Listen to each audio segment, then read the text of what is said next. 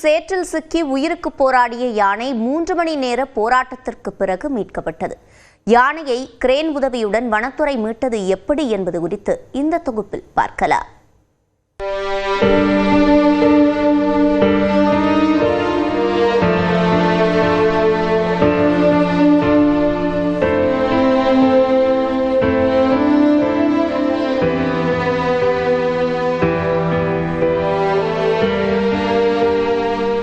கோவை மாவட்டம் குப்பனூர் பகுதியில் குமார் என்பவருக்கு சொந்தமான தோட்டத்திற்குள் புகுந்த வயது முதிர்ந்த பெண் யானை அங்கிருந்த ஆழமான சேற்றில் சிக்கியது.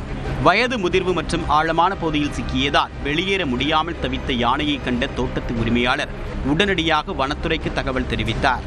இதையடுத்து சம்பவ இடத்திற்கு விரைந்த வனத்துறையினர் யானையை மீட்கக்கூடிய பணியை தொடங்கினர்.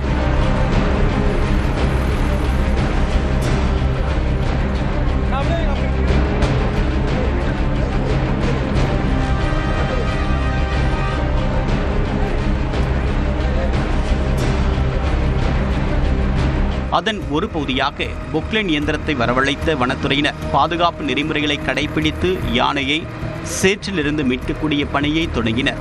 மீட்பு பணியின் போது யானைக்கு பாதிப்பு ஏற்படாமல் இருக்க கால்நடை மருத்துவர் வரவழைக்கப்பட்டு யானைக்கு தேவையான மருத்துவ சிகிச்சை அளிக்கப்பட்டது. பிறகு கிரேன் உதவியோடு 3 மணி நேர போராட்டத்திற்கு பிறகு யானை நிற்க வைக்கப்பட்டது.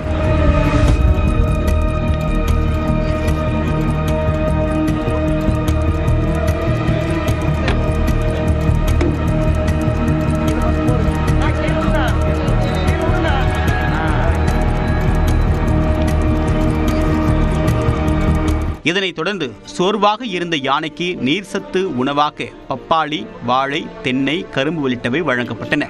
இருப்பினும் கிரேன் உதவியின்றி யானையால் நிற்க முடியாததால் கால்நடை மருத்துவ குழு மீண்டும் யானைக்கு சிகிச்சை அளித்தது.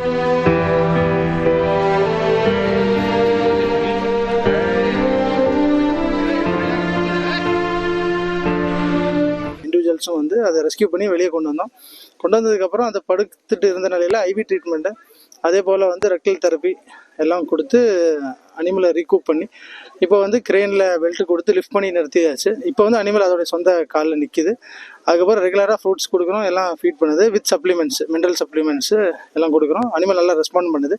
அந்த இடம் கொஞ்சம் மடியாக இருக்கிறதுனால ஒருவேளை மழை பெய்யுமன்ற காரணத்துக்காக அதுலேருந்து ஜஸ்ட் ஒரு 50 மீட்டர் தள்ளி நல்ல ஒரு மேட்டான இடத்துல அனிமல் நிறுத்தி இப்போ ட்ரீட்மெண்ட் கொடுத்துட்ருக்கோம், கண்டினியூ பண்ணிட்டு இருக்கோம். இந்நிலையில் அருகில் இருந்த புதர்கள் அகற்றப்பட்டு யானையை கிரேன் உதவியுடன் 50 அடி தூரம் கொண்டு சென்ற வனத்துறையினர் அதை தொடர்ந்து கண்காணித்து வருகின்றனர்.